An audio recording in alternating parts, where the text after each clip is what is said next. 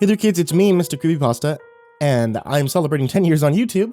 It's been 10 years since January 4th in 2011 to January 4th in 2021. So, if there's one thing I feel like that is most ingrained into what the creepypasta genre is, even more so than like creepypasta monsters, I'd say it's actually ritual pastas. I feel like creepypasta stories stemmed from chain emails way back when, that used to tell stories about you dying by a girl who watches your bed unless you send this letter to 10 different people, etc., etc. Well, obviously, we've come a long way since then, and now there's plots and characters and everything of the like. And this is not my first ritual pasta. And in fact, I wouldn't even say it's my favorite, because my views are very skewed when it comes down to what my favorites are in my channel. But this is one I do feel like really expresses where ritual pastas come from and where ritual pastas have gone to. And I actually left that up to you guys to help me decide if we should have gone with a cell phone game or if we go with the devil game. And by your decisions, you seem to have chosen the devil game, which I have to admit is a very, very good story. So for tonight, a story that helped make me who I am is The Devil Game by Infernal Nightmare 333.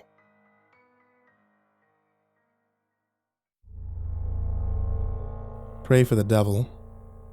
Pray, for devils have no reason. Satan waits to curse your ways. Have you seen it in his eyes in the sunset? Have you wondered if he's laughing when he plays? Kansas. The Devil Game. This is a set of instructions for how to speak with the devil, which, as those of you with any sort of brains at all might note, is a patently moronic proposition on the face of it, one likely to culminate in any number of thoroughly unpleasant fates. Honestly, it would probably be smarter to publish your credit card number on Facebook, or take up a career in crocodile wrestling. But then, that isn't going to stop you, is it? Not if you're sincerely interested, at least. I mean, technically, if you do everything just right, there's a fair chance that you'll walk away scot-free. And that seems to be reason enough for some people to decide that it's a good idea, especially if you're the fate-tempting, thrill-seeking, scared junkie type. Or the desperate type. Which brings me to a point of clarification that I ought to make. This is not a manual for making any kind of Faustian bargain. You know, the whole sell your soul type of deal. Although if you happen to bring it up in conversation, you probably wouldn't refuse one. Following through with such a foolhardy bargain, however, would necessitate removing some of the protections which you'll put in place for your conversation. And I don't think I need to spell out to you why that would be a bad idea. I mean, if you're really mathematically impaired enough to want to trade something that will last an infinite number of years for something that will last about 90 tops, there are plenty of other rituals out there for you to follow. This one, if performed correctly, should only allow the two of you to talk. And this perhaps begs the question of why exactly you would want to speak with the devil in the first place. I mean, maybe some of you just like the idea of making small talk with extremely dangerous occult entities. But for the sake of the human race, I hope most of you aren't quite that stupid. Short answer is, he knows things. Things that some of you may have a deep, vested interest in finding out. I mean, he's not omniscient or anything, much as he might like to pretend otherwise. He's not God. But he's definitely got a supernatural advantage over the kind of knowledge any human would be able to obtain. I mean, for example, he probably wouldn't be able to predict when the next world war will happen, or tell you the cure for cancer, but he could very well be able to predict the winning numbers of, say, tomorrow's $100 million Powerball drawing, or tell you what deadly undiagnosed condition might be afflicting one of your loved ones.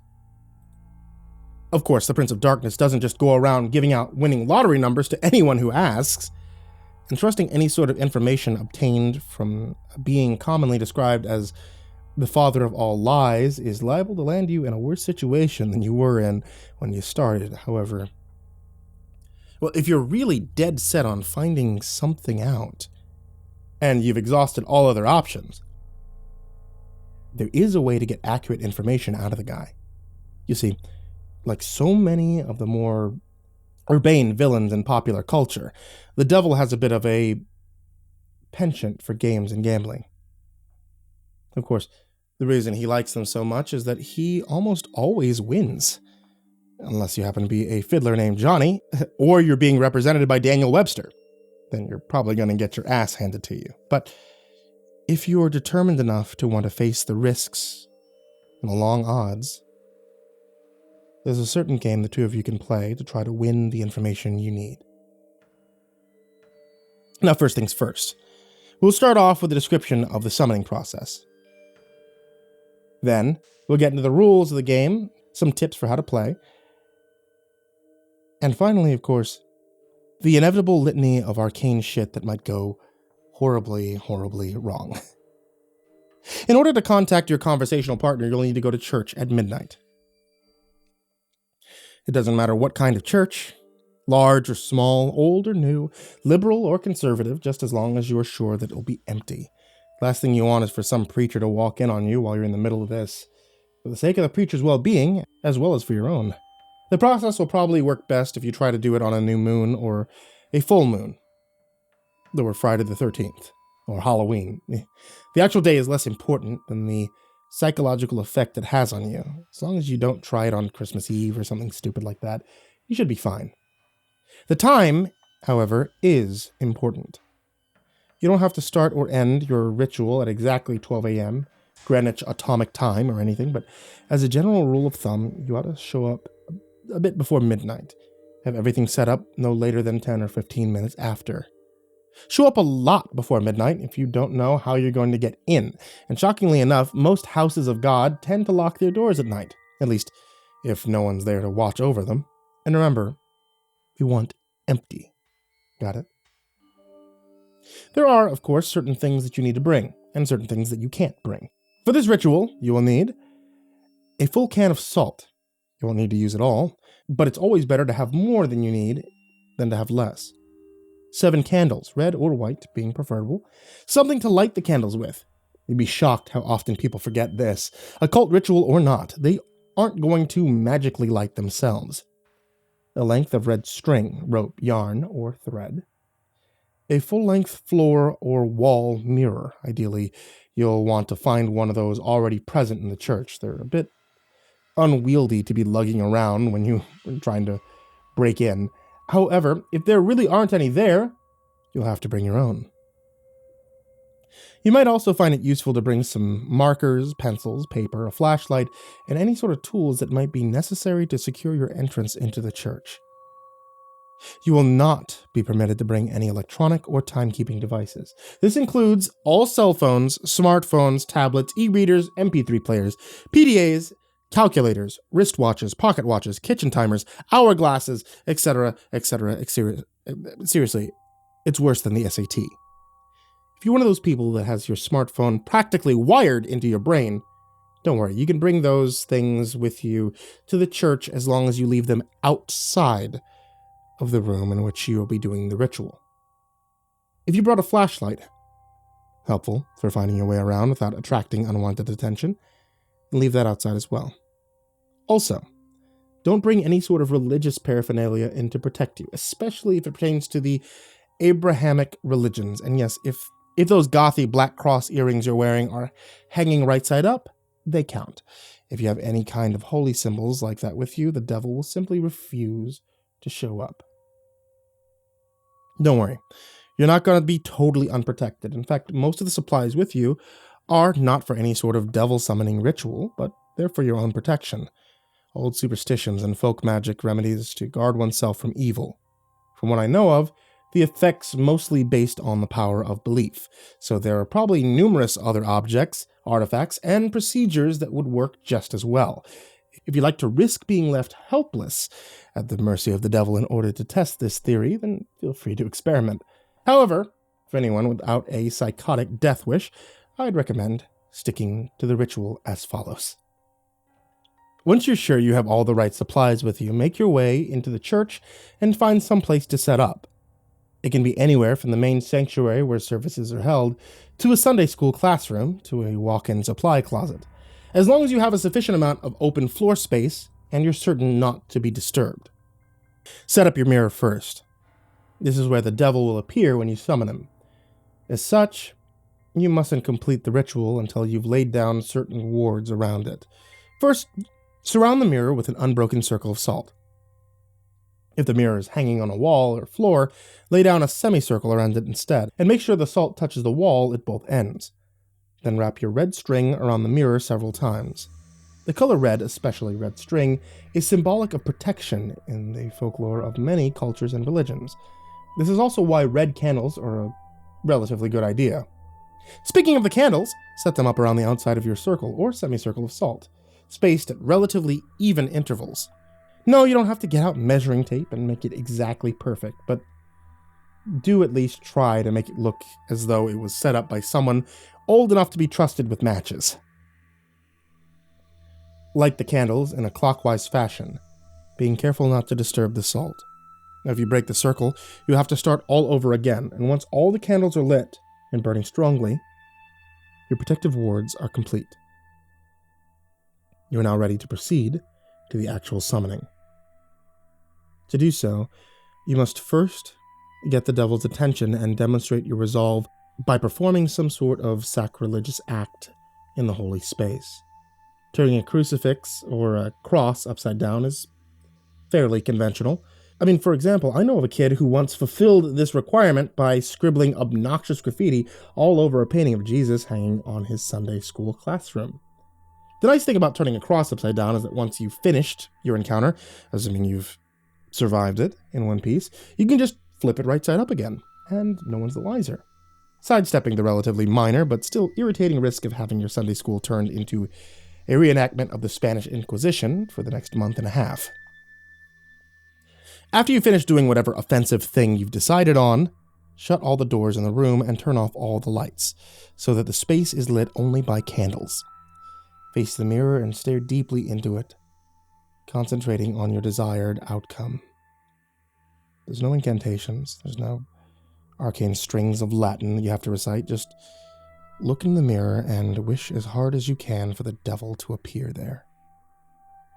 And for a few moments of this, when you feel ready, close your eyes, count to 10, and then open them. If all's gone correctly, you'll no longer see your own reflection. You'll be looking at the devil, or at least looking at the way the devil has chosen to appear to you. Chances are, he won't look like your conventional red-horned demon with goat legs and a pitchfork, nor any other sort of terrible apparition. No point in scaring you off now. Better to lure you in, make you feel safe. To the end, he generally takes on the appearance of a fairly average, nondescript human being.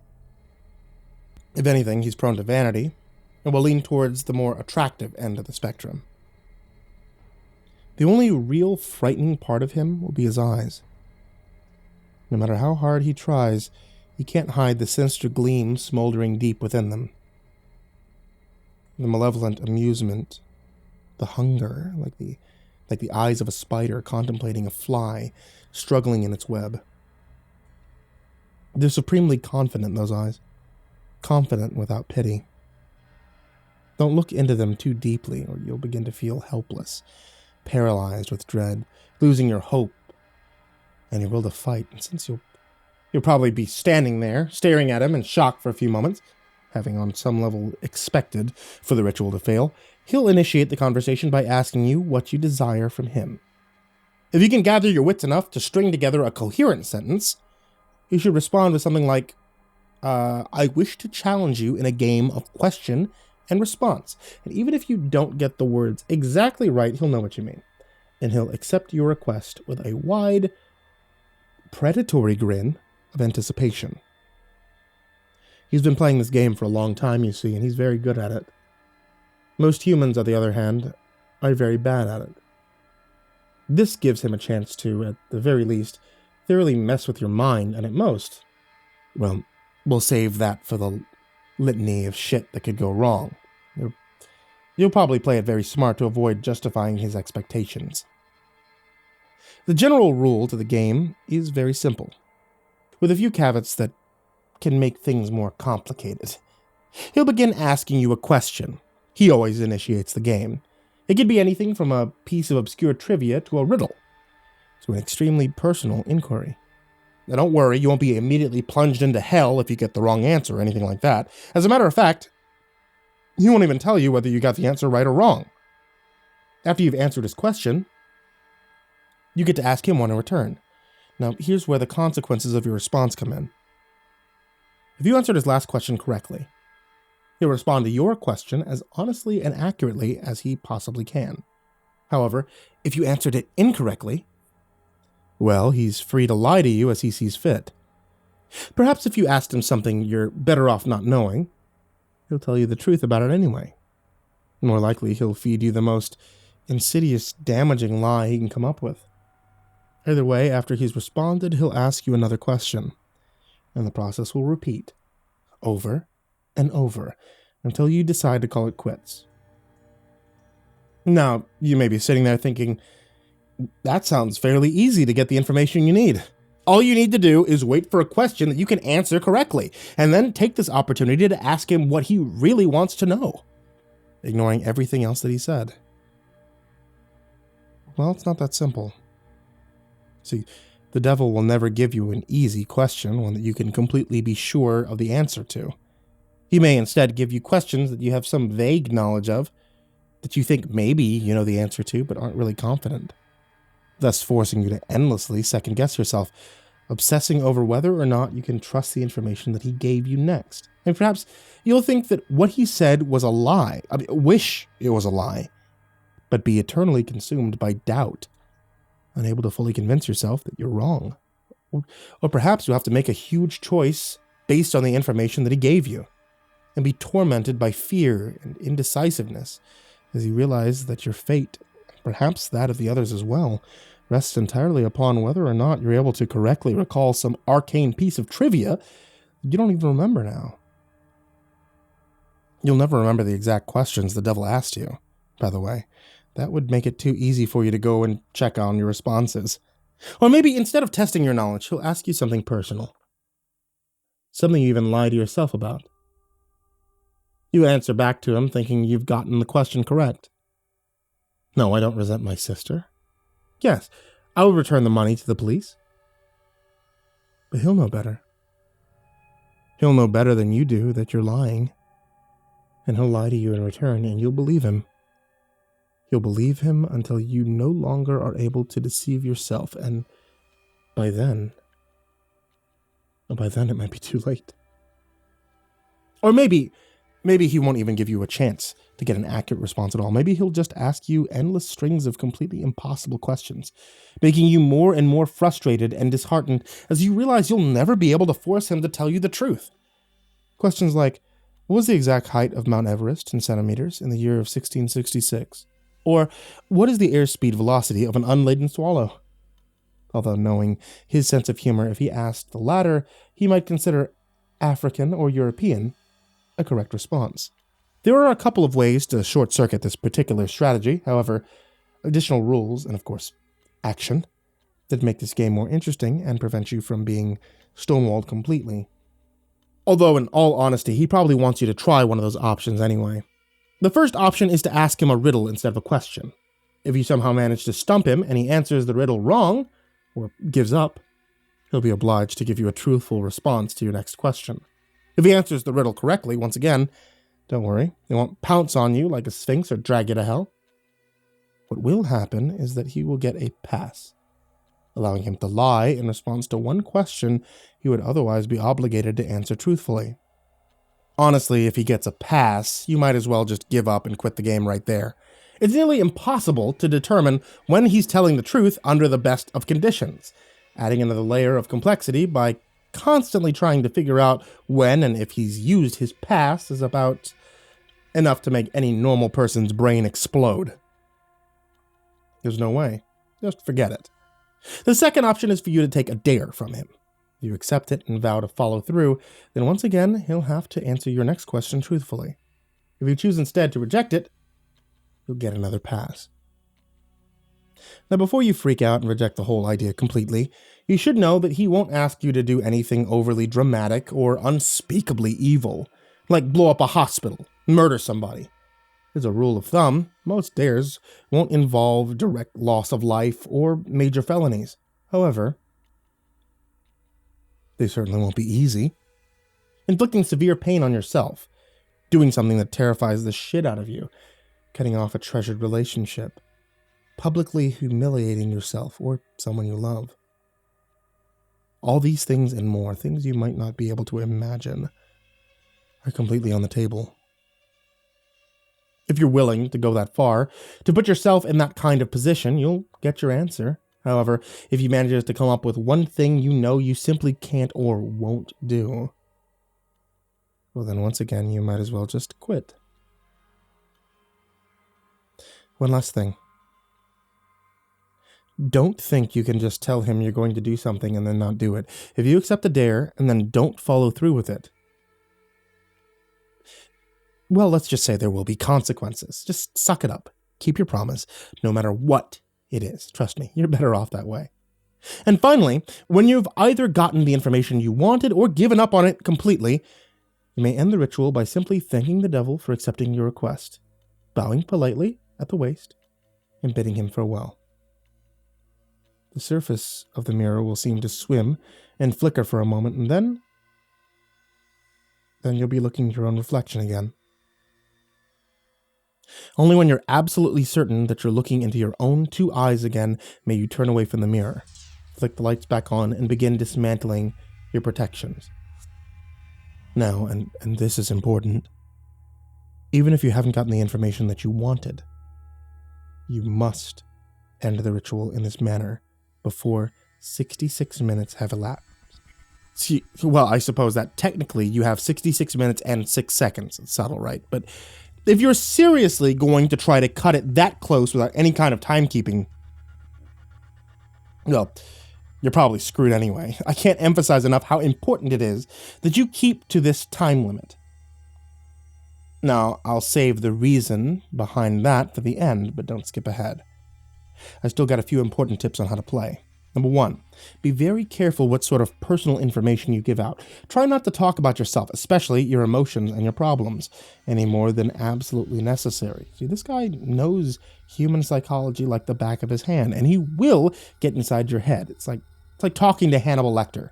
Give him enough to work with, and even if you don't believe a single word he says, he will still find ways to fuck with your mind like nobody's business. If anything he asks makes you even remotely uncomfortable, do not hesitate to lie through your teeth.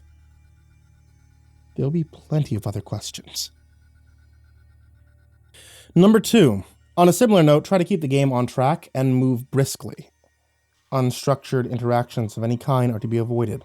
Chances are that at some point he will try to draw you off on a tangent, discussing something that fascinates you, analyzing a response you've given him, or finding some other excuse to speak at length without moving the game forward. This is not only a waste of valuable time, but also another excellent opportunity to mess with your mind.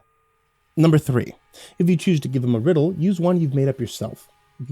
If your riddle has ever been written down anywhere at all, from the pages of The Hobbit to some long-lost tome of ancient magic, he will already know the answer.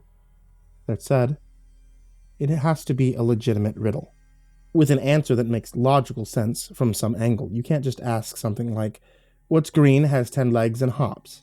then claim for some inexplicable reason that the answer was marshmallows. Nor can you ask him a straight question like, "What have I got in my pocket?" He probably knows that anyway. There's no hard and fast rules to determine whether a riddle makes sense or not, but you're a reasonable human being. Your ancestors ate from the tree of knowledge. Please, for the love of crap, use common sense.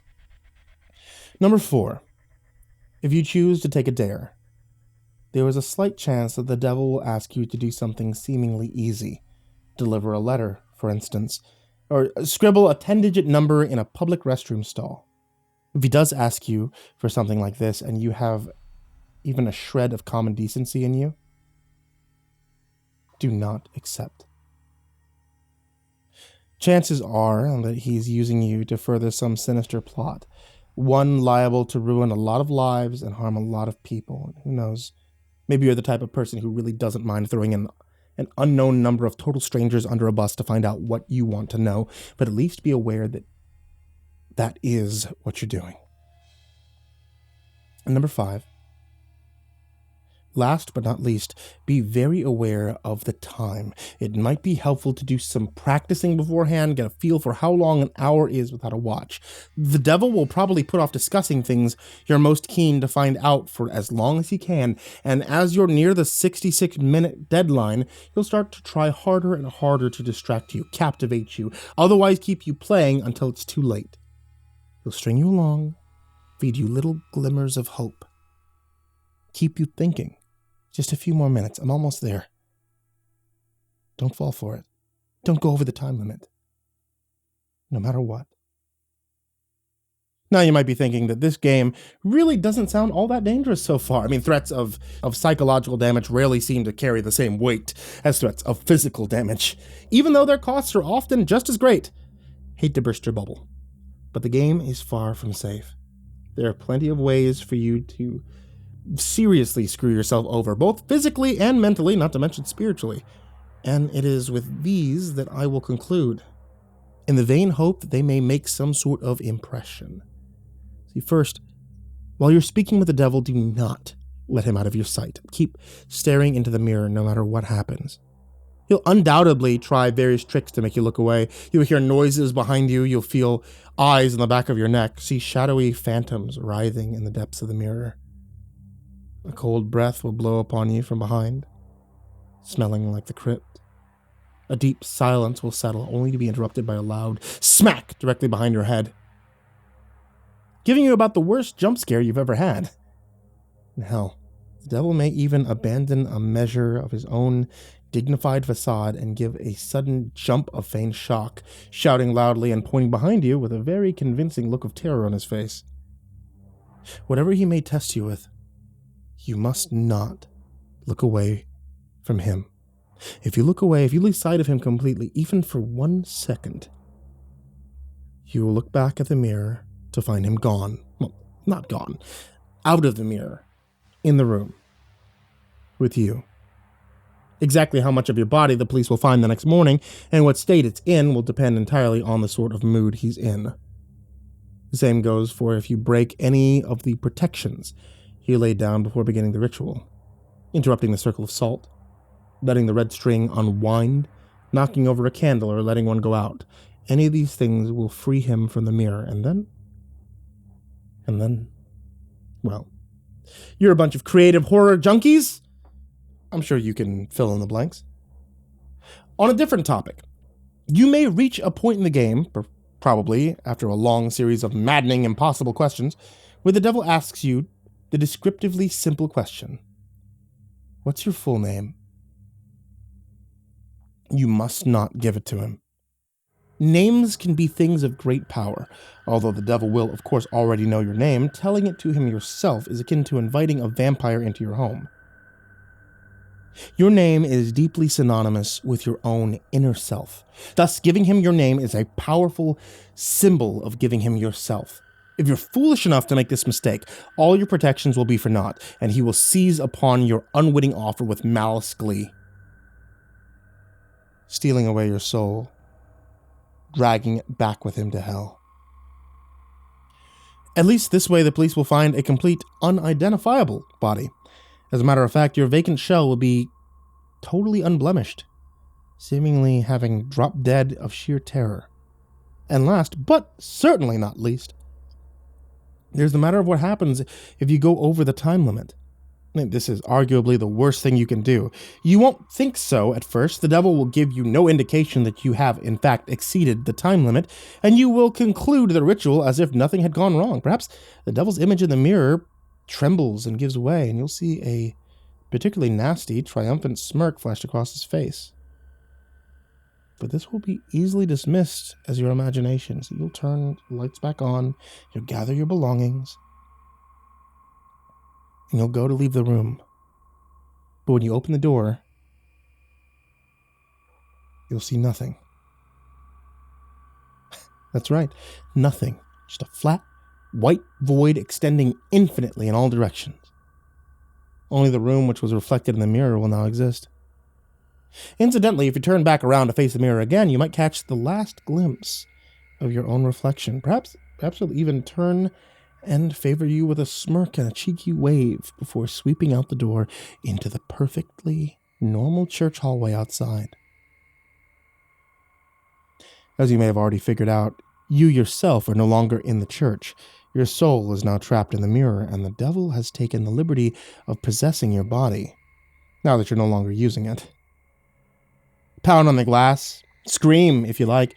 You'll never get out on your own, and no exorcist can help you. But don't worry, it's not like you're in hell, right? At least not necessarily. What you have to understand, see, is that a human soul, stripped bare of its flesh, is a deeply volatile and vulnerable thing, especially when trapped in the land of the living. You're now an entity of pure mental properties, and as such, the barriers between what is real to you and what is imaginary have been completely dissolved. As you fill that reflected room with your anger, your sorrow, your fear at being trapped, these emotions will begin to coalesce, given form by your mind, and if you're not particularly imaginative, these creatures may not be too terrible, maybe not be able to inflict too much horror and pain. With time, you may even be able to teach yourself to get rid of them. If, however, yours is a mind haunted by monsters, a mind that is vibrantly creative and imaginative and more than usually twisted, well, there's no telling what horrors might come clawing their way out of the maelstrom, tasting sweet release from the confines of your subconscious, hungering for your terror and your suffering, and they will refuse to be banished, dragging you kicking and screaming into an endless, positive feedback loop of pain and fear. Needless to say, if you're a regular patron of websites like this one, well, they're probably pretty well fucked. There's only one way to find release from the mirror and the world that you've created therein. They say if you call the devil once more and ask him to free you from the mirror, he'll be willing to take you out. For a fee, of course. Who knows? Maybe if your imagination is twisted and powerful enough to create a personal hell that leaves you begging for the real thing, those talents might be put to good use. There are over 7 billion people in the world, after all, and even the devil himself can't be messing with all their minds at once. Talented help is always appreciated. Of course, the corollary to you being trapped inside the mirror is that the devil will now get to do whatever he wants in your body until sunrise. Around that time, your body will mercifully drop dead from the strain of the possession. Autopsy will probably identify the cause as some kind of coronary event. Oh, don't get too relieved, though. See, he's perfectly capable of stirring up plenty of trouble in those few hours. For instance, he may decide to do something big and dramatic, like purchase a large meat cleaver, go on a murder spree, starting with the names in your address book and working his way to complete strangers if he has time. Or perhaps he'll focus on only one person. Someone who trusts you completely. Using your persona to get him or her alone and vulnerable, and then, well, no need to describe it here. Once again, I'm sure you can think of a few things. Starting to see why this is the worst outcome yet?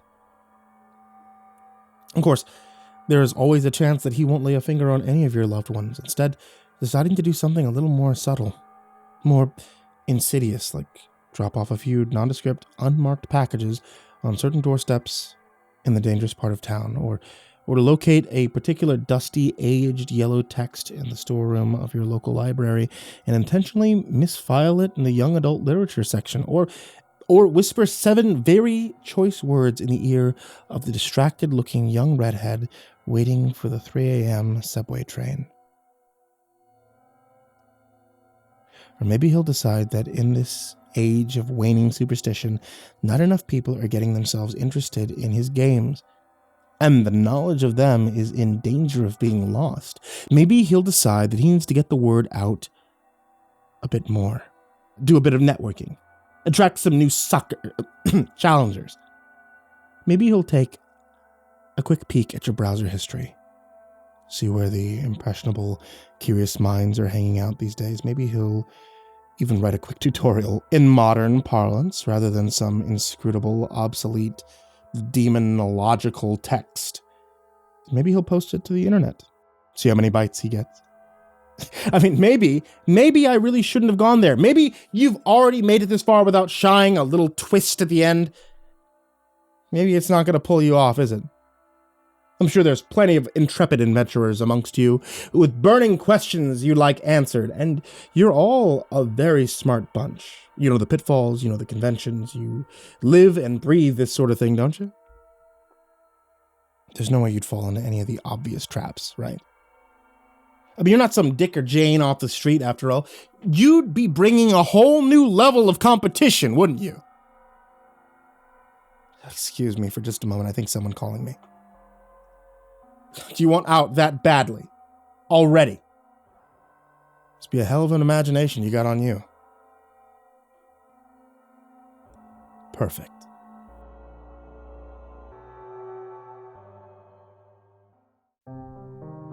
Hey there kids, it's me, MrCreepyPasta, and we've just started off 2021, hopefully pretty well here.